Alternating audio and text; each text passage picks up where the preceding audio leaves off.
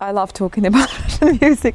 It's my favorite, actually, Russian composers are Prokofiev and Shostakovich. I'm fascinated by poets such as Bloch, Yesenin, and especially by Mandelstam. There was that brief moment when, certainly for us in Britain, our awareness of what was going on in Russia became greater. When some of the poetry started to come through, Akhmatova was given her doctorate at Oxford.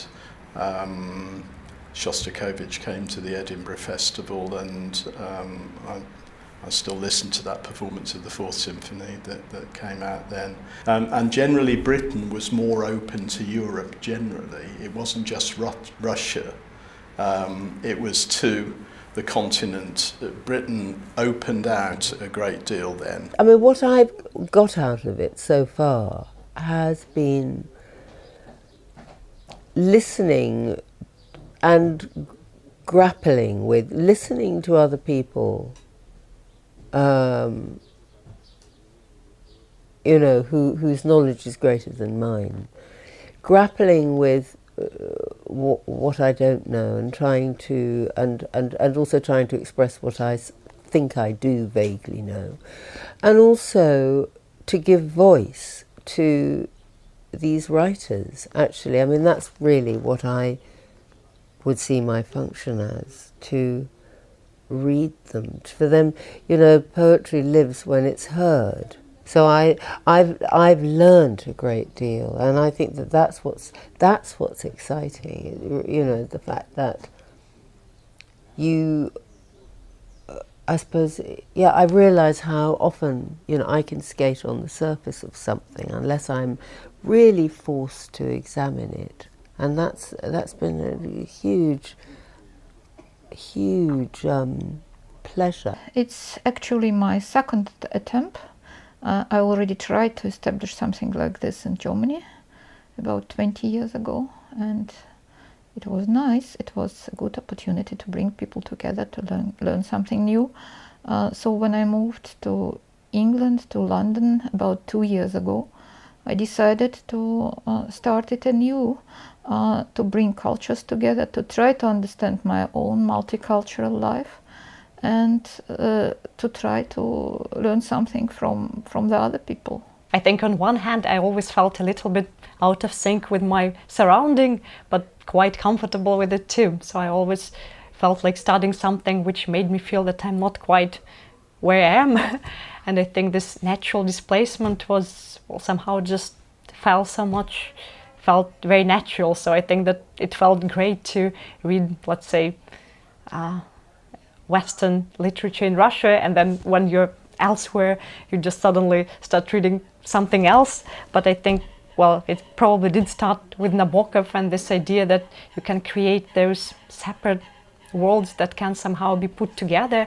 And I guess the question that still seems very pertinent to me is how you connect them, both in terms of language and culture. And I think this quest is almost semi-religious, because in the absence of very firm religious practice, I think, well, for me it was a personal quest of how you actually negotiate these different visions from two different worlds, both, well, purely in technical linguistic terms, and how you can kind of be true to yourself while not quite belonging probably fully to either realm. Your route in is either through a book or something, and I think that probably through Russian novels. And then I was also interested, I've always been very interested in how people behave when they live in very difficult circumstances, whether that be, you know, under a dictatorship or whatever. So I suppose I became interested in Russian people. It must have been 25 years ago I started reading, for some reason I started reading Marina Tsvetaeva, but of course I was reading it in English.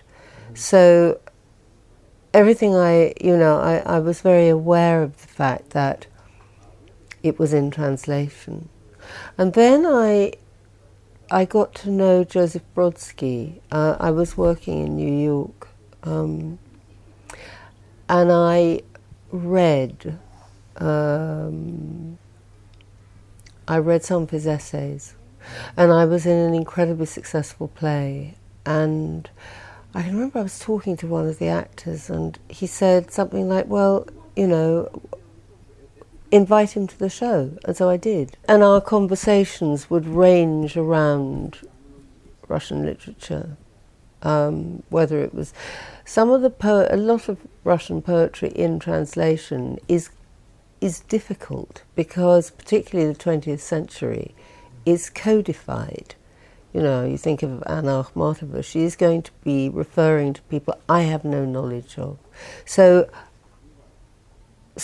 that's also going to, you know, that's difficult. For example, take a Shostakovich biography. That's such a journey there because he lived in extremely hard times, being followed by ex-USSR governors, and it was just misunderstandings. But he created the best music of his career in that extremely hard times, which is great. I think it's all comes to the art basically. Every emotions, everything we have outside comes to our art. Postmodernism, although the term was invented by a poet whom I much admire, the great American Charles Olson, has come to mean everything and nothing. I'm more with modernity than with postmodernism. I'm more with 20s and 60s of the last century, and I would love to see whether I find some opportunities there, whether I consider that it's a possibility. Though I think modernity, the 60s, is an unfinished project, and I would love to come back there to investigate these possibilities, these opportunities which seem to be lost. It's not that there's no chance of getting it right. I believe that ultimately we must all actually realise just the divinity of our nature. We're moving beyond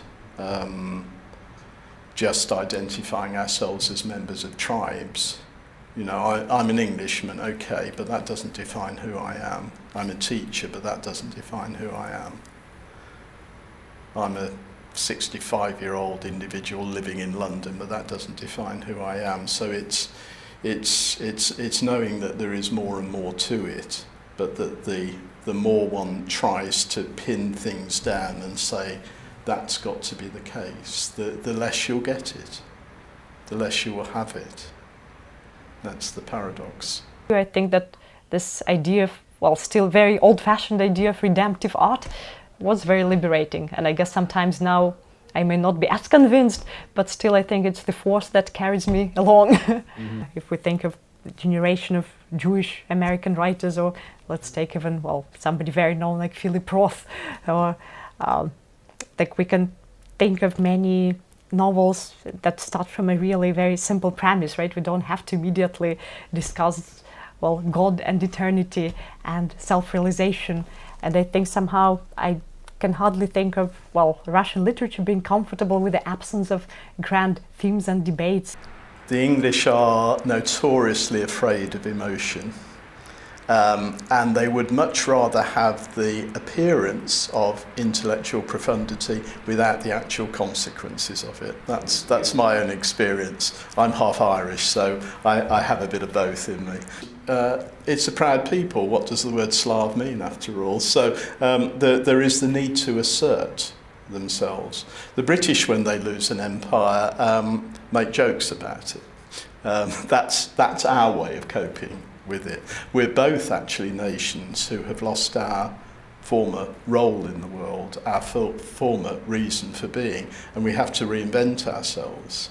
And that is very painful. So I suspect that for an English person to talk about the spiritual destiny of their nation is not a very meaningful question. For a Russian, it's the most meaningful question of all, perhaps, or for some Russians. But I do remember once coming across some Russian woman who had said, this was in some sort of article, and she said that she hated Chekhov because why didn't those stupid sisters go to Moscow if that was what they really wanted to do, and why didn't they just get on? Actually, the fact is that people don't. They get, they get stuck, and it comes down again. It's about failing to make choices, I suppose. You could well say, well, why the hell don't they? Why does everybody in Chekhov talk and not do? Why do you think?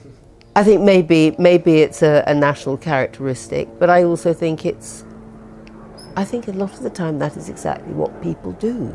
They don't. Especially, I think, when we're very young, we still have this illusion of, well, all right, he did it brilliantly, perhaps I don't have the same creative means, but we are still capable of having this, I think, of conjuring up worlds that take us, well, a little bit like playing God, right? That it's still possible and we don't have to be really stuck in our current situation. So I think in London, once I started meeting many other Russians, I think I'm very eager to learn what is really happening with very, very contemporary authors, and I think I'm still just getting there. For me, it was, of course, a way to investigate my own life, because I moved from Russia when I was 30. I moved from Russia to Germany, spent there 23 years, and then moved to London and started my third life about 2 years ago. It's also an important subject for me. Which role should nationality, language, all these things, what role should they play in our life? Whether you can make it your creative soil, or whether you can squeeze out of certain nationality some creative opportunities, or whether it's better to be nobody in the world of everything, having no restriction, like nationality, gender, and so on and so forth. It's two different possibilities. I want to investigate, to understand for myself which one gives which opportunity. And I want to investigate it through, as I said, different attitudes, thoughts, same things, these callings, like when you are in the wood and you are calling for somebody, ah-ooh, and somebody answer to you, ah-ooh, on the other language. It's exciting, isn't it? Wonderful and tragic moments, and it's actually so like black and white and never grey, really. And that's why the Russian particular music is so emotional, really. It makes you love, makes you hate, makes you dream, makes you very happy and very sad at the same time. It's incredible experience everybody have to go through. And I really call for everybody who doesn't like music, just try it. Just try to listen. My favorite actually would be Third Concerto by Rachmaninoff, the first movement. That's so wonderfully Russian.